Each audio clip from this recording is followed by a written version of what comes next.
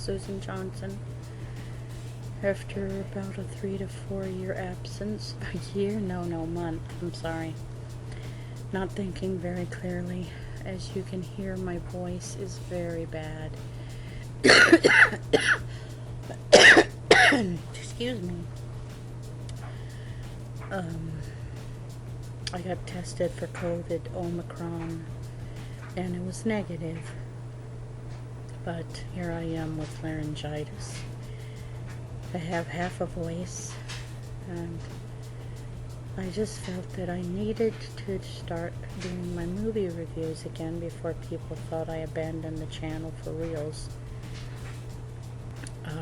The movie I want to review is an extremely low budget, extremely independently funded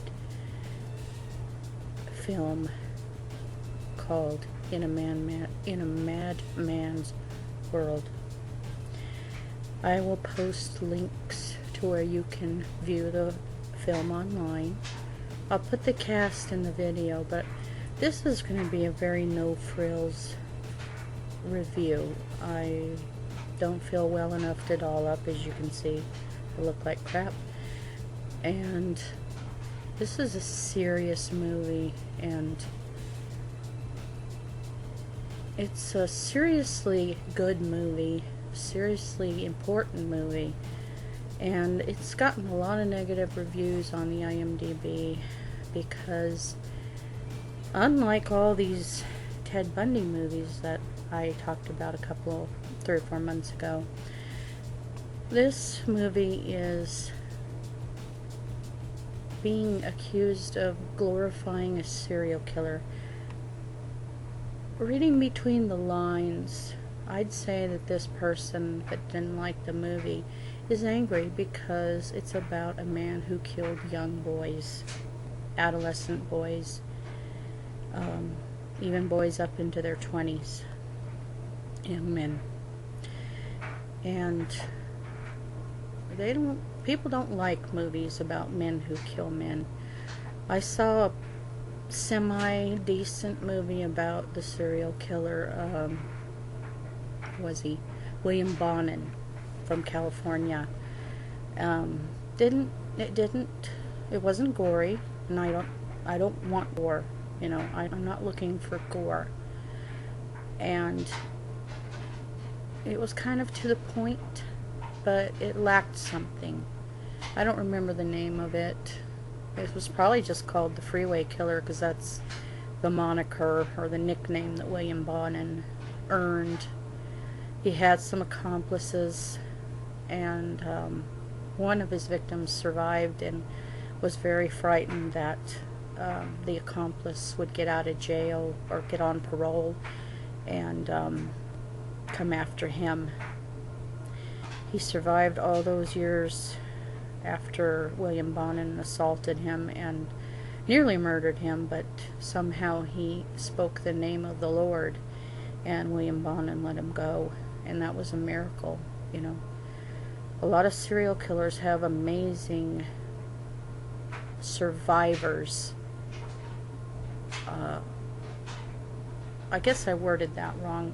There are some amazing survivors of well-known and not so well-known serial killers. And the serial killer in this film had some accomplices, and it's not an easy story to just,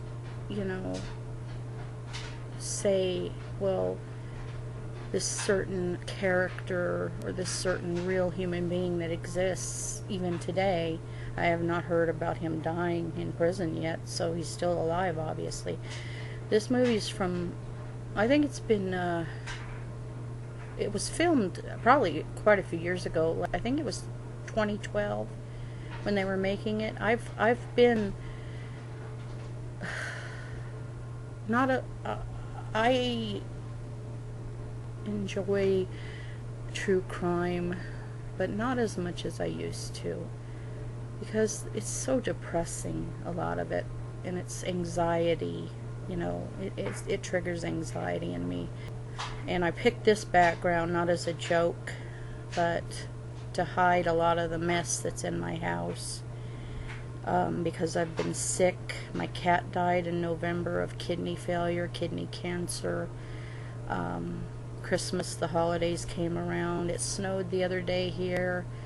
The weather's been weird. It's been warm, cold, you know, and I've been sick since just after Christmas with this mess. So, again, they tested me for COVID, Omicron, and I'm negative. COVID anything, I think they test for all the COVID.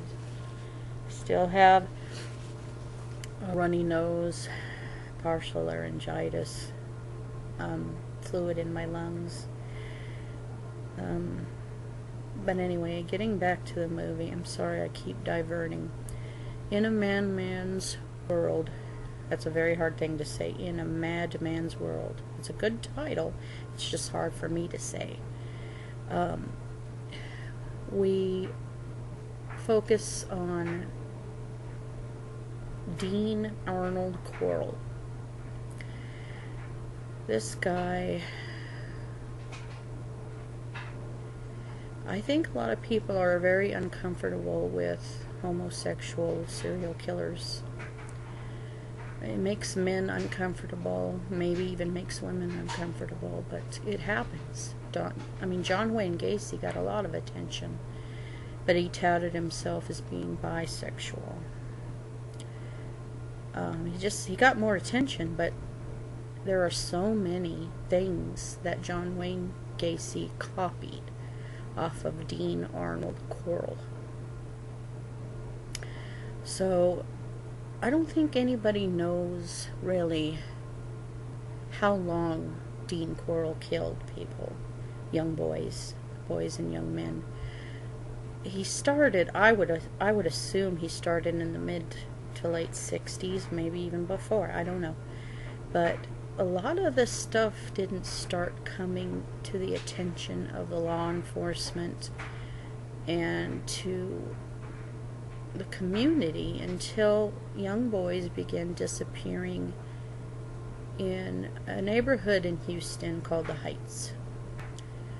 These facts can be found in so many documentaries now on Dean Quarrel and his two young accomplices, which I'll talk about. And again, I'll put the names of the cast. The director is Josh Vargas. I don't know why I kept thinking it was somebody named Joe Vargas, but it's Joshua Vargas. He's a native of Houston, I think, and I think one of his relatives was actually a victim of Dean Quarrel, and is maybe before the accomplices came along, I don't know. This movie, let me get to the parts that everybody probably gripes about, aside from the uncomfortable nature of homosexual serial killers.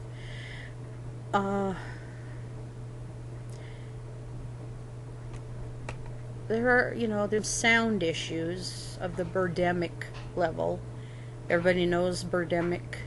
If you've ever watched Phelan Porteous's review of Birdemic, which is absolutely hilarious, he just goes on and on about the editing problems, the sound issues, but then Birdemic was a farce. No matter what anybody thinks, it's not a serious film.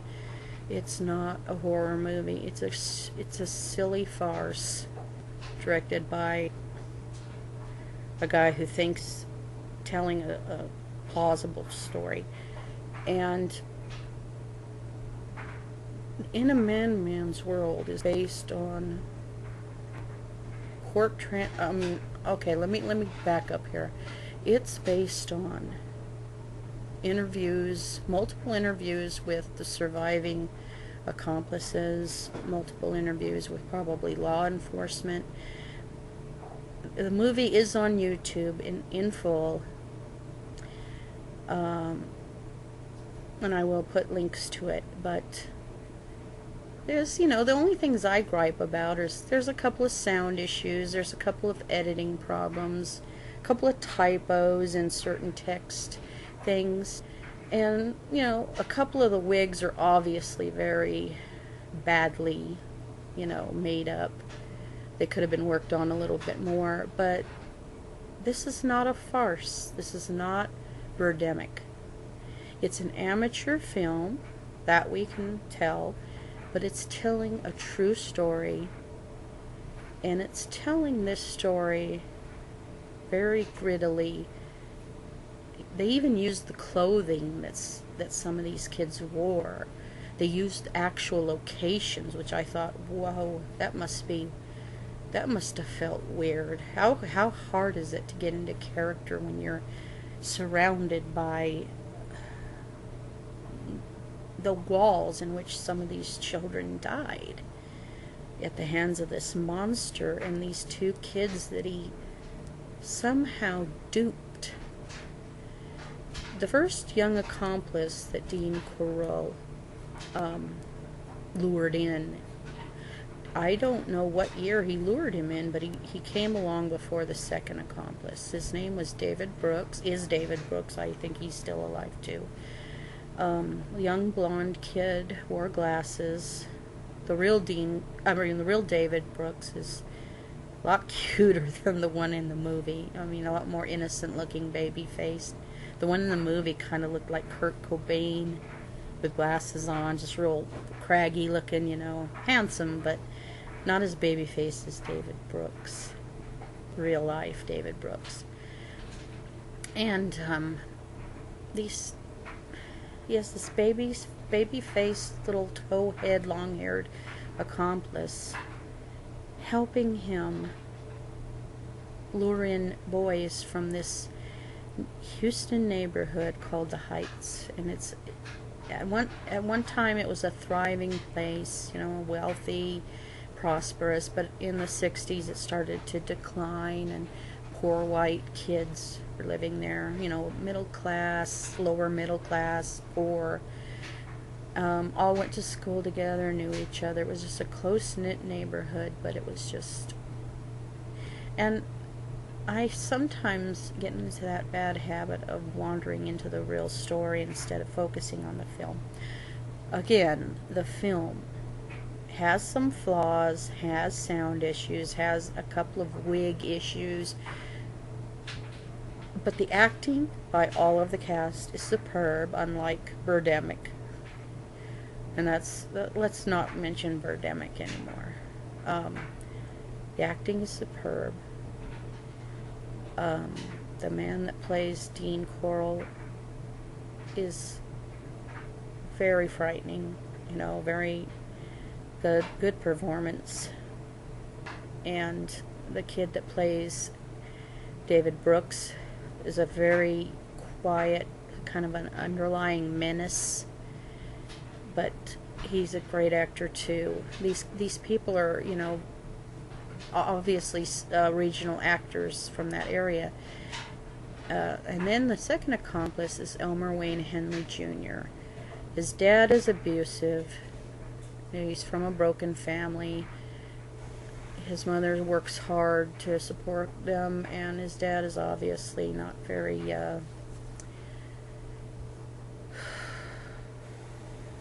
his dad is just a deadbeat and abusive, and just, that's kind of what makes the character, the person of Elmer Wayne Henley Jr. sympathetic. He was first brought to Dean Corll by David Brooks to be one of Dean Corll's many victims. He's a, you know, slender, tall, good-looking young man, and he was going to be a victim, but somehow Dean Corll looked at him more as, I could get this kid to help me, just like I got David Brooks to. And I think it was around 1970 or 71 that he started grooming Elmer Wayne Henley Jr. to start bringing him kids to kill. And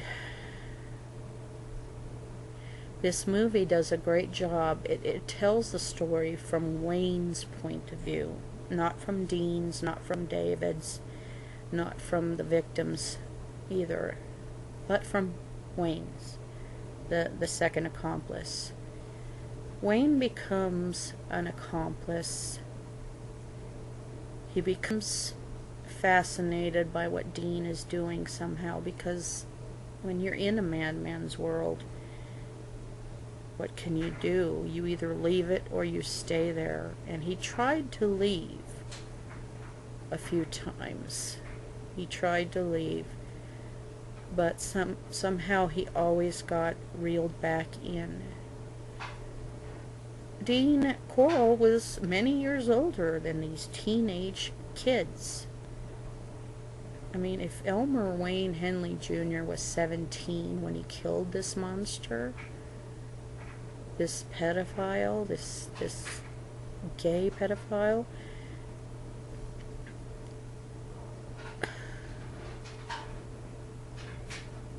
he had to have been 14 or 15 when the guy, he was a child. He was a child accomplice, and no matter how horrible the things that Wayne and David Brooks did, I have sympathy for them, maybe even a little empathy, because you're looking at this from a child's point of view, a child who's trapped in poverty, a child who, and it's not good, it's not really good to look at them in such an empathetic point of view with those reasons. Poverty's not a reason to start killing. Wealth is not that important. I'd rather starve to death than kill somebody. At least that's what I say now. These kids, the reality of their situation didn't dawn on them, really. It's almost like they almost didn't, I don't even know if they processed it, that these things were happening right in front of them. That this monster was raping and abusing and killing young boys. Tens of young boys. I haven't really looked into it, but there's a rumor that they might have found more bodies recently. More remains, which would make Dean Corll, the victim count, outnumber John Wayne Gacy, who killed 33, and I think the count stopped at 29 for Dean Corll, and the Houston police were embarrassed. The Pasadena, Texas police were embarrassed because of all these all of these. Every time some child was reported missing, some young boy, they would say he's a runaway. That's all they did in the 70s. They're a runaway. They just ran away. They'll come back someday. And they did the same thing in the case of John Wayne Gacy, And the only thing that started the police hunting down John Wayne Gacy is the fact that this last victim of his was somebody who didn't fit as a runaway, a straight A student, Robert Peast. Straight A student, popular, had a good home life, good parents, had ambitions, had hobbies. He wasn't a punk, he wasn't a hoodlum, he wasn't poor, all the stereotypes. Victims need to be treated equally. So the only way that Dean Corll got caught is that during the movie you see from Wayne's point of view at age 14, 15 through age 17 that he's getting sick and tired of all of this. It's getting out of hand is what he says, and it's just, he just starts to unravel mentally. He's tired of seeing it. It's not fascinating anymore. It's just ugly. And he wants to stop, and he wants to get away from Dean. He knows Dean is bad. One night, it all ends in 6 gunshots. Dean Corll got off too easily, but there were two innocent people's lives at stake, and Wayne did what he had to do. So I see him as part villain, part hero, part bad, part good. He ended the life of a very, very sick man, but he also participated in some very bad deeds. So this isn't black and white. It's just a very sad story. A very angering story that the police don't treat victims equally. This film, in spite of its amateurish filming, in spite of the sound issues, in spite of the costume issues, I mean, the clothing itself is perfect. It's dead on. The automobiles, the set design, they're all spot on, beautiful. 70s, early 70s. Dean Corll was shot and killed in 1973, the late summer of 1973. And all the costumes and set designs are really good. There's just a couple of issues with wigs. That's the only thing I have about production design and makeup and stuff like that. Sound, pretty bad at times, but also excellent at other times. The acting is perfect. David Brooks is, like I said, there's a silent menace under that Kurt Cobain thing.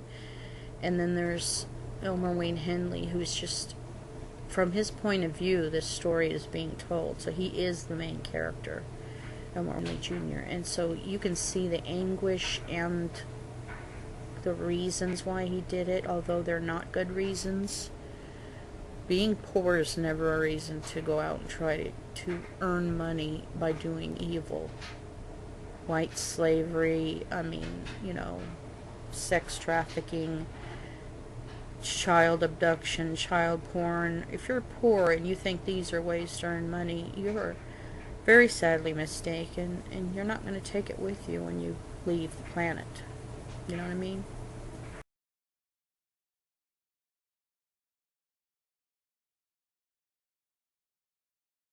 So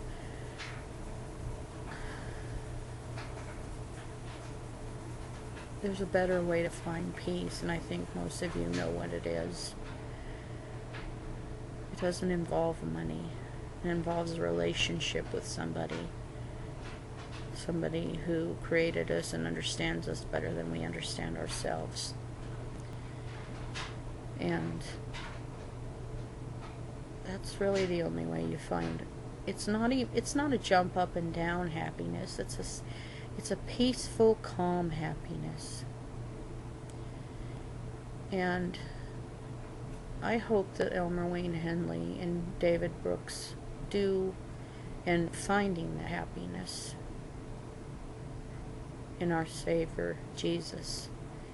Because that's the only place I could ever find it. The book of Philippians says that he who has started a good work within you will perform it until the day of Jesus Christ. That means once you've been started on the path towards God, even if you falter or fall aside or wander away, if somebody prays for you to come back, you'll come back eventually, and you just have to take it 1 minute at a time. If you mess up, you just ask God to forgive you. And God forgives all sins, except for shutting him out too many times. If you shut him out too many times, he'll leave and give up. And that's when it'll finally be too late for you. But it's never too late for you if you listen. If you ask God to forgive you. I'm sorry about the... No, I'm not sorry about the preaching. But that's just my belief system nowadays. And no, I'm not condemning homosexuals just because I'm talking about a homosexual serial killer. William Bonin was one. John Wayne Gacy was one. And Dean Corll was also one. There was a lot of killing going on in the Houston and Galveston area in the 70s. Not just young boys, but also girls, young women. And another documentary from A&E, it's called The 11, based on this note from another killer. He claims to have killed them. The 11 who went to heaven starting in the early 70s, like in 1971. So the period of the 70s along the Texas coast was really, really underneath this seemingly peaceful, late hippie culture, beach culture over in Galveston. It was a pretty violent place that nobody talked about it much. They just noticed a lot of young boys and young girls going missing and ending up murdered. So the 11 is part of that whole I-45 killer, the Texas killing fields thing. So I recommend, if you're interested in this case at all, just look up Dean Corll. His last name, of course, is spelled Corll, 2 L's. This film is excellent. In spite of its flaws, I would give it a 9 out of 10 because it was told so thoroughly. It's thorough, and the violence and gore is very minimal. There's not much blood in it. There's a couple of disturbing scenes and a little bit of nudity, but nothing. It's not a gore fest. It's not Saw or anything like that.